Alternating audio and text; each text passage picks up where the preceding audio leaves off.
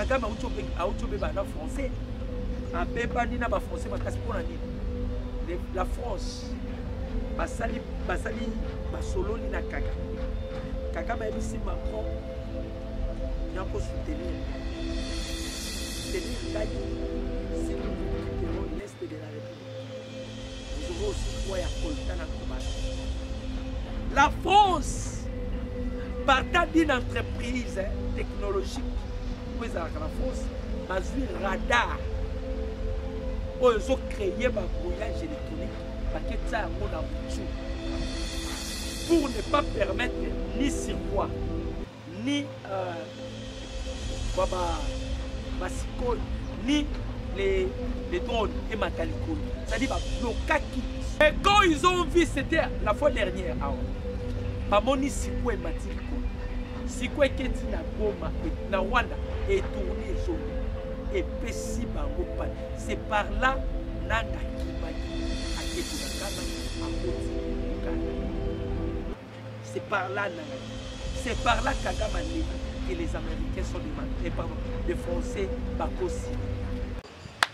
Voilà, chers internautes congolais de père et de mère, nous voici encore au devant de nous pour partager les actualités politiques à ce qui concerne la République démocratique du Congo. Donc nous sommes vraiment très heureux de partager ces numéros de décryptage ensemble avec vous. Chers internautes, compatriotes, congolais de père et de mère, vous êtes partout dans le monde entier.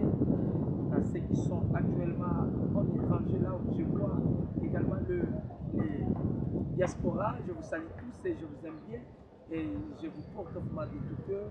Je vois aussi ceux qui sont à l'est de la République démocratique du Congo. Là, je vois Nicolas Bissou Nord Kivu, Yassi Kivu, pourquoi pas Neko Bazana Goma, je vous salue tous et je vous aime beaucoup. Vous êtes beaucoup, vous êtes tellement nombreux.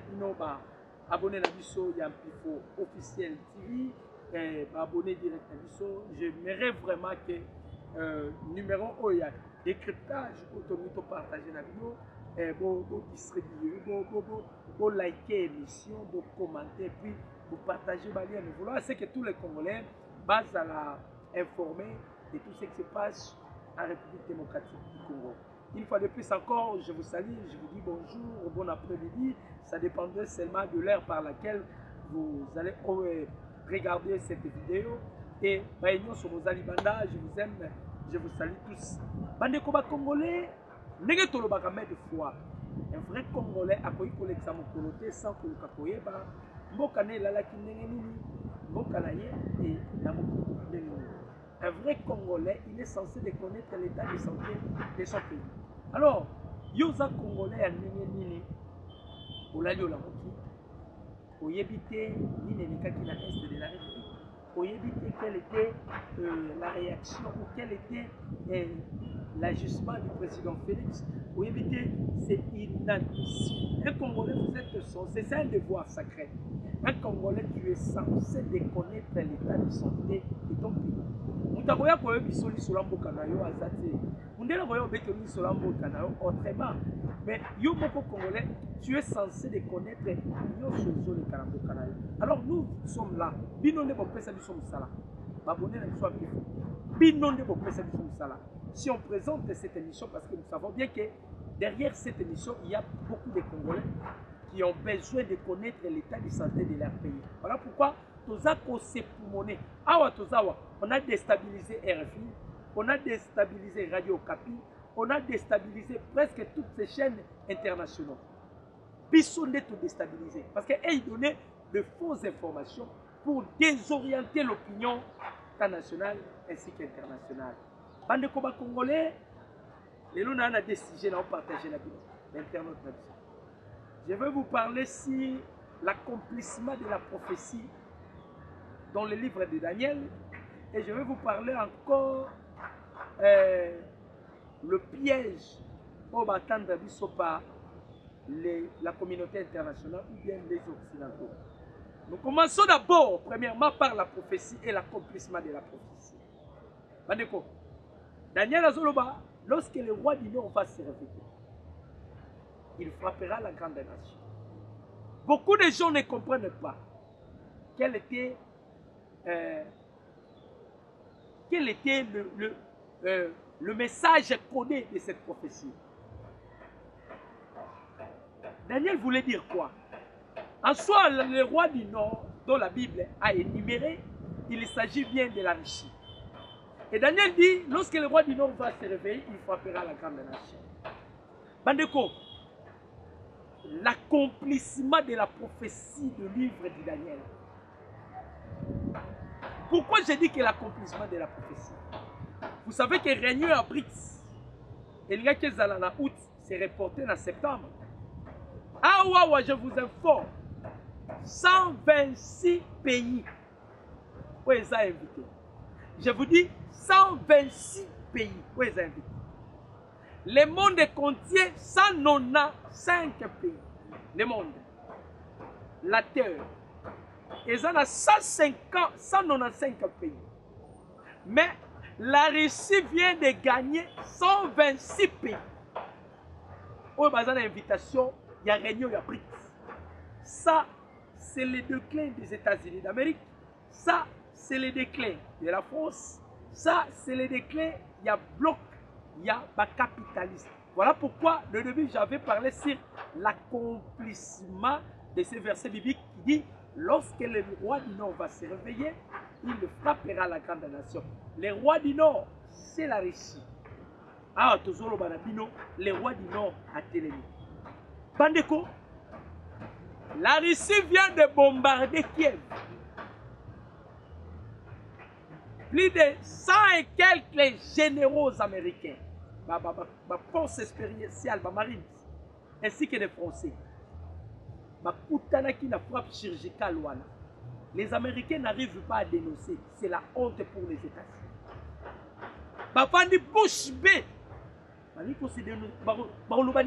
C'est la honte pour eux. La Russie vient de bombarder avec des missiles hypersoniques balistiques. De puissance, il y a des missiles que la Russie a utilisé pour détruire Kiev. La puissance, il y a des missiles. Ah ouais. Les Américains poussent.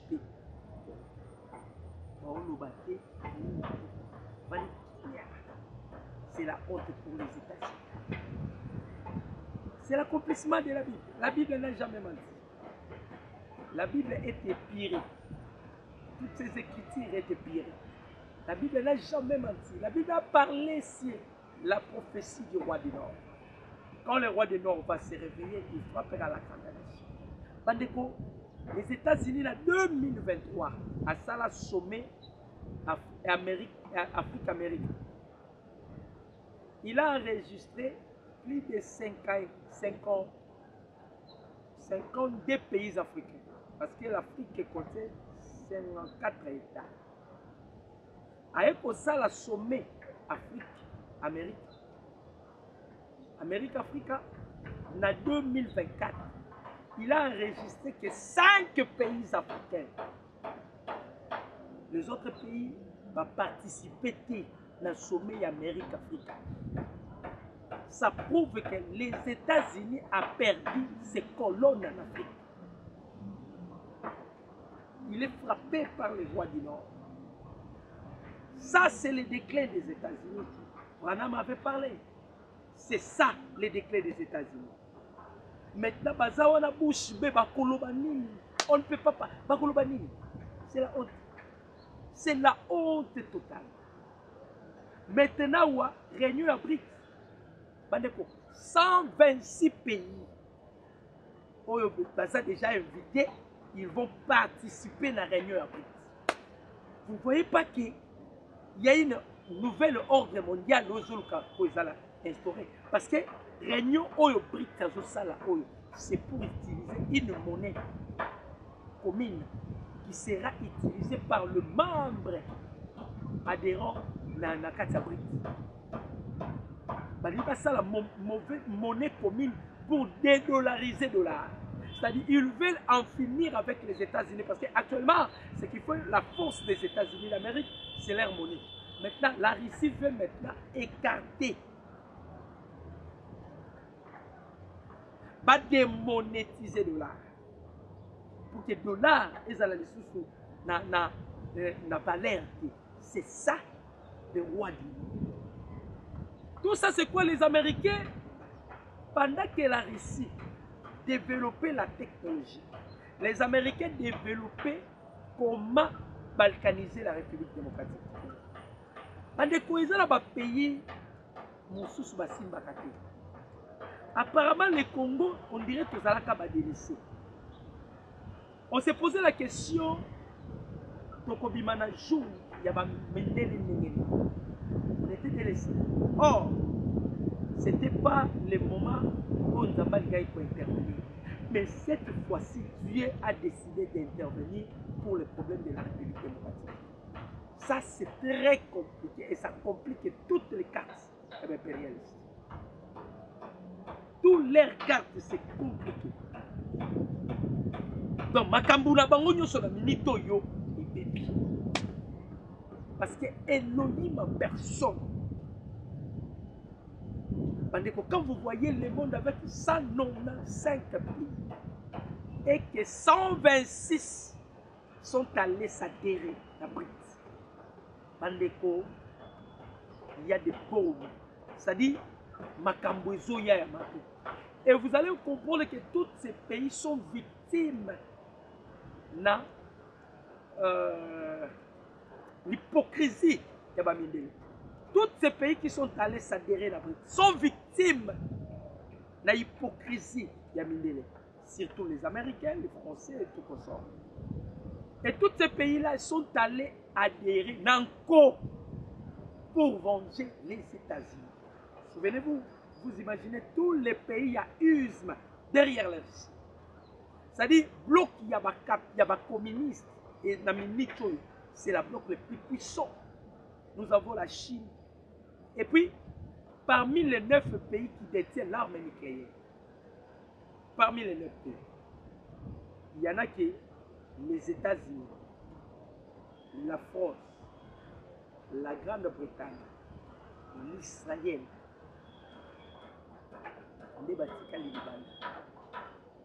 les 4 pays qui détiennent l'arme nucléaire, la Russie, Pakistan, Inde, Corée du Nord. Donc sur 9 pays, 4 Vatican, 5 Vatican avec les États-Unis, 4 Vatican. Ça, et puis les pays où on a ce sont des ennemis intimes des États-Unis d'Amérique. Ça, c'est déjà un danger pour l'humanité. C'est déjà un danger pour l'humanité, chers internautes. Ça montre déjà que Makambozo Yamabe. Makambozo Yamabe.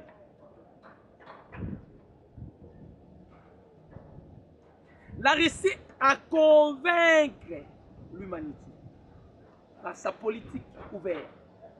Tandis que les Américains, leur politique, c'est l'hypocrisie. Soit que nous sommes partenaires privilégiés avec les États-Unis d'Amérique, mais en aucun jour, l'Amérique a doté soit à la minute. L'Ukraine en guerre avec la Russie. Les États-Unis n'ont plus de relations avec l'Ukraine, mais ils sont allés doter l'Ukraine. Babimi, c'est plus de 200 milliards de dollars américains pour la guerre entre l'Ukraine et la Russie. Récemment, les démocrates, les républicains, le Congrès,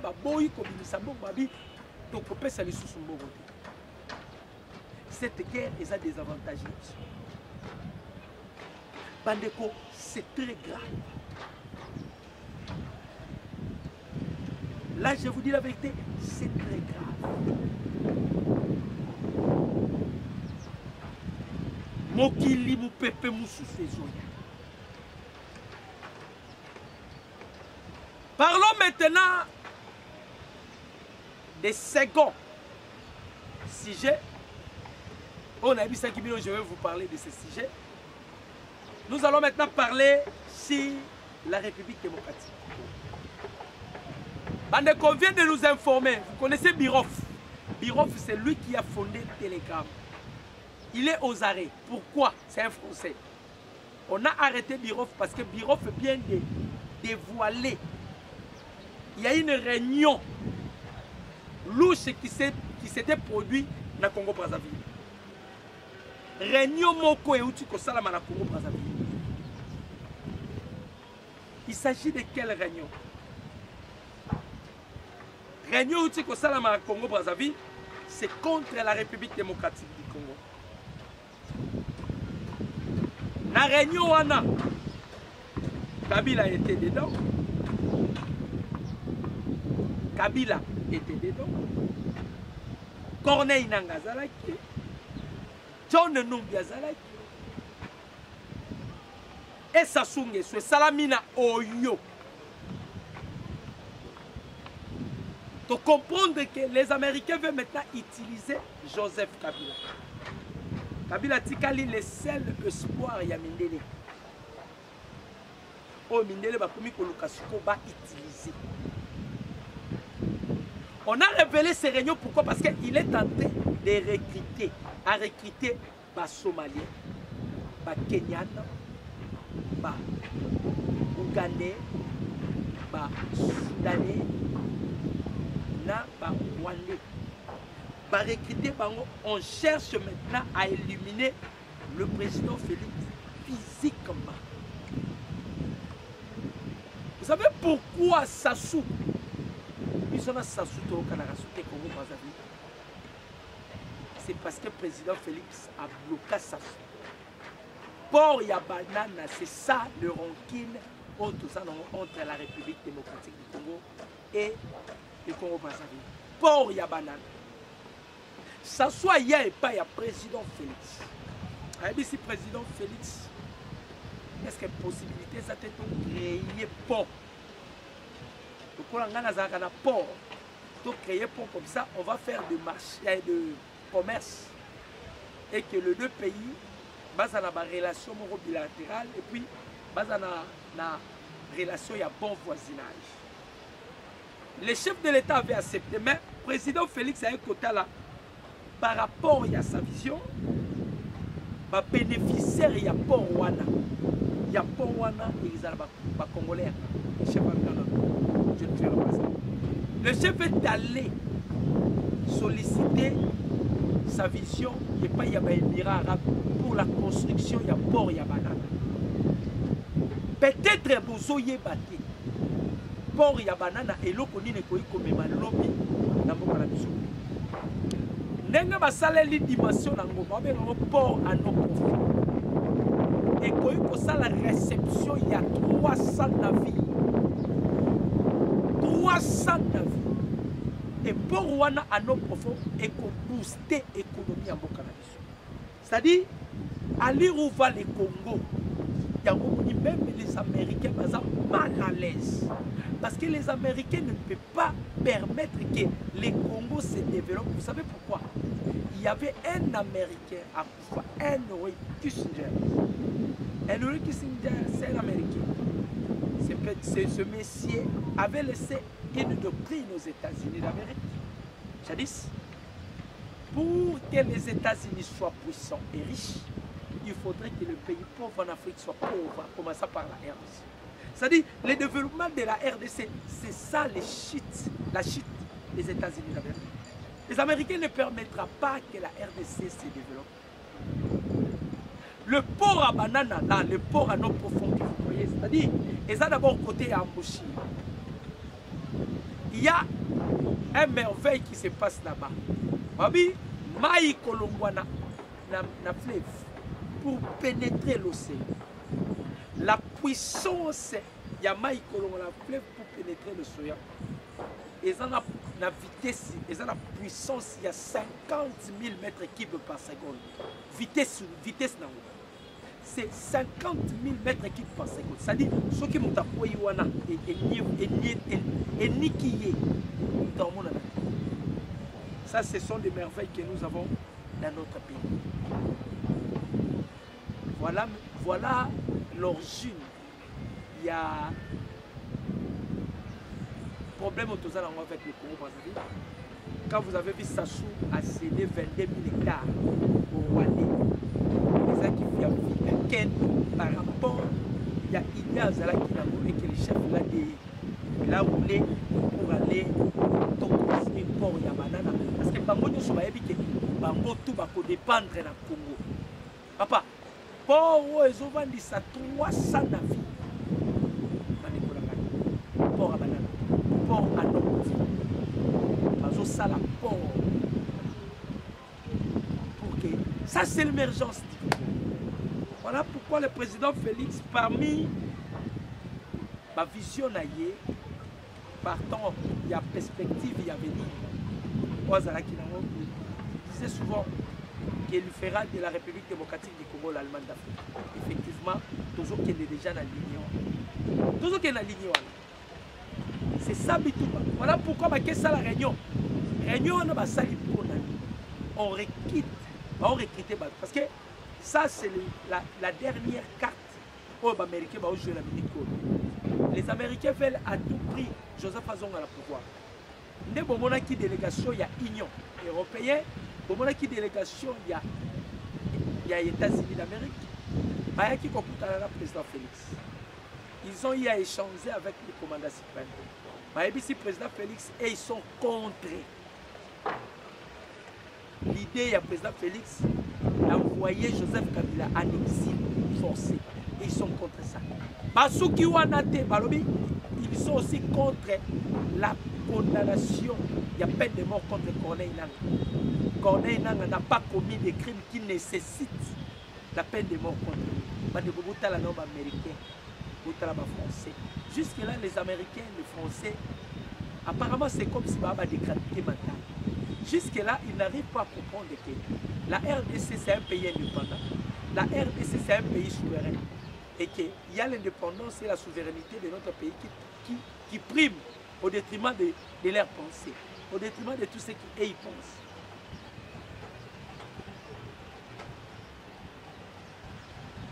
Bango besoin d'une injonction. On a besoin d'une injonction objectif et zali.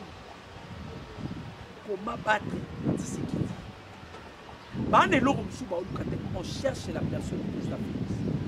Pourquoi? Parce qu'il est le seul qui a bloqué Mindele. A bloqué Mindele. Mindele bazo kokati. Ça se voit. Les Américains affaiblis. Les Français affaiblis. Kagame a outobé bana français. A bebani na ba français makasi pona nini. La France basali basololi na Kagame. Kagame a dit Macron, il faut soutenir Ngaï. Soutenir Ngaï, si nous récupérons l'Est de la République, vous aurez aussi droit à Coltana Kobana. La France, partant d'une entreprise technologique, où la France, a un radar, où ils ont créé un brouillage électronique, pour ne pas permettre ni circuit, ni ni les drones et matalicol. C'est-à-dire bloquer qui. Quand le président Félix a su, le chef est allé contacter le gouvernement indien. Et le gouvernement indien va doter Bissot Naba anti-brouillage. France a dit si Kagame et Nananga vous êtes assurés, rien ne peut vous arriver parce que les avions montés. Mais quand ils ont vu, c'était la fois dernière, Bamoni Sikwe Matil Kolo. Sikwe Keti na Goma et na Rwanda est tourné Zolu et Pessi Bango Pan. C'est par là Nanga Kimaki à Kebunagana à Koti Uganda. C'est par là Nanga Kimaki. C'est par là Kagame a dit que les Américains sont des Français Bakosi.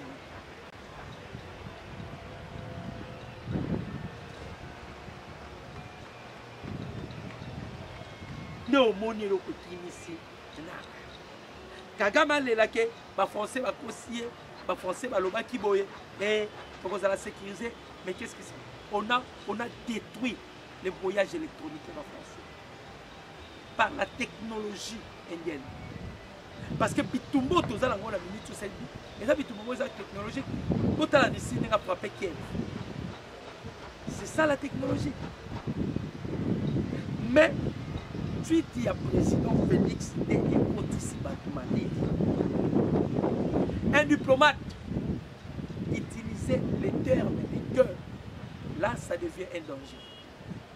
Les diplomates ne parlent pas de cœur. Mais quand le président Félix a utilisé ces mots de la gueule, il y a Kikaka. Le président a dit que j'ai une armée puissante. Ce qui bango bakoboya, Herman Cohen avait dit, Tshisekedi n'est pas un militaire. Comment Tshisekedi a commis un niveau pour organiser l'armée? Et il a voté la loi sur la proclamation de l'armée. Tshisekedi a mis un budget armé. Et les Américains vont découvrir que la République démocratique du Congo, par son armée, ils détiennent les armes de destruction et armes de destruction massive.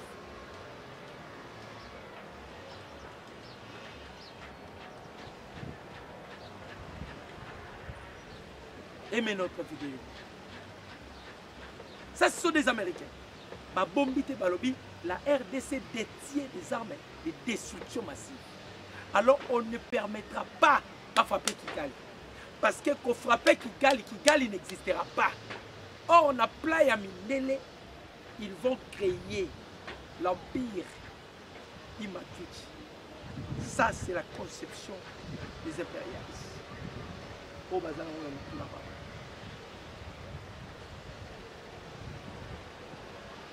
C'est la conception. Voilà, baza ko protéger banilotique. Bandeko awa nena oye bisapino awa. Les fonctionnaires na Rwanda baza na 12 mois ya impayement.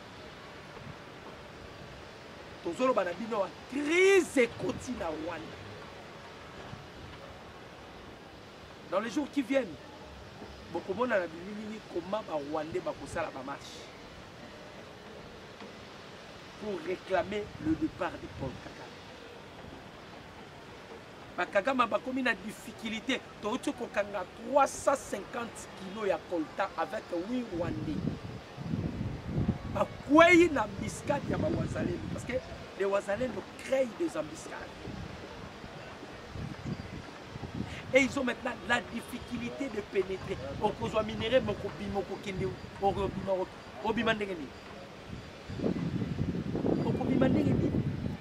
Tu peux récupérer des minéraux. Bimasco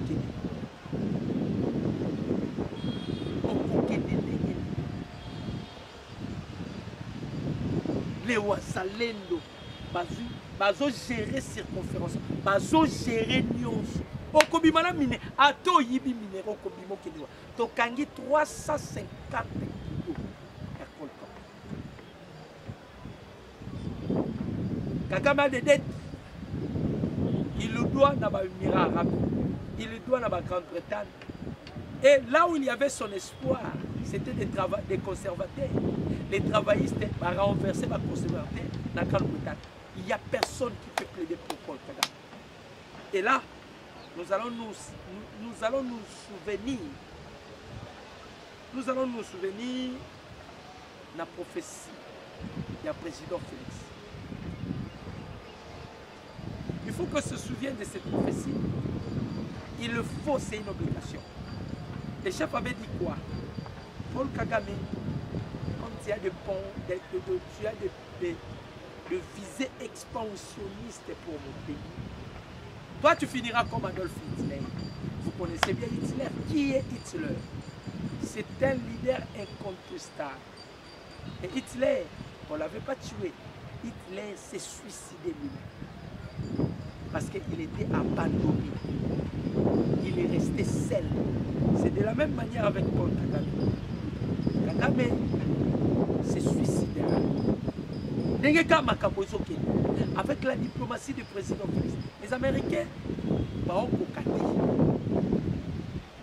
Même la justice, un avocat s'il défend son client, il faut qu'il y ait aussi le travail fait de son client. à l'auteur, l'avocat va tomber. Là, sur le plan juridique, un avocat, s'il défend son client, il faut aussi que les clients fassent leur rôle pour permettre à l'avocat d'accueillir des arguments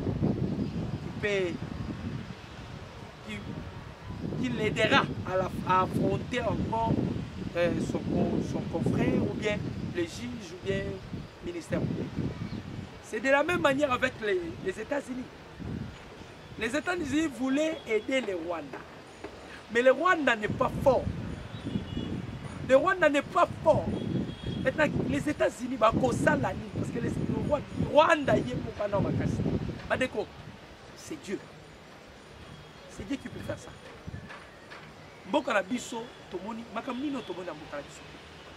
On a subi des humiliations. On a subi tout ce qu'on peut énumérer. L'heure est venue maintenant dont les sangs des Congolais réclament la vengeance. Le président Félix formé Paul Kagame. Donc le chef est catégorique. Le chef a tweeté que ma patience a des limites. Je vais agir. Ma patience a des limites. Je vais agir.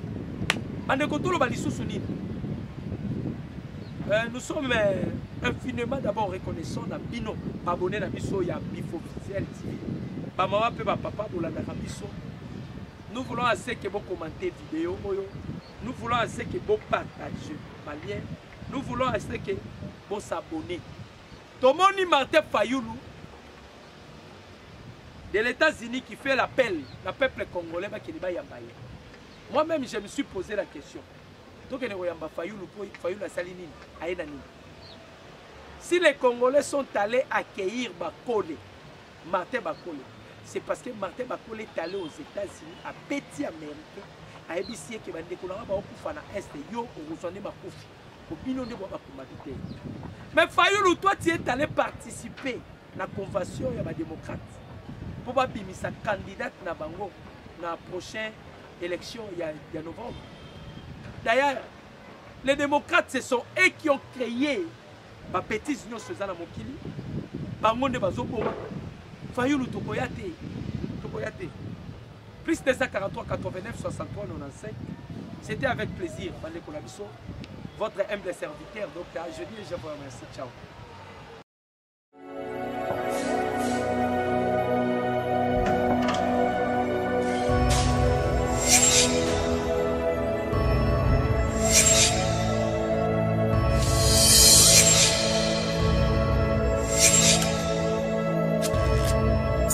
Abonnez-vous sur Pifo Télévision, vous informer sur notre devoir.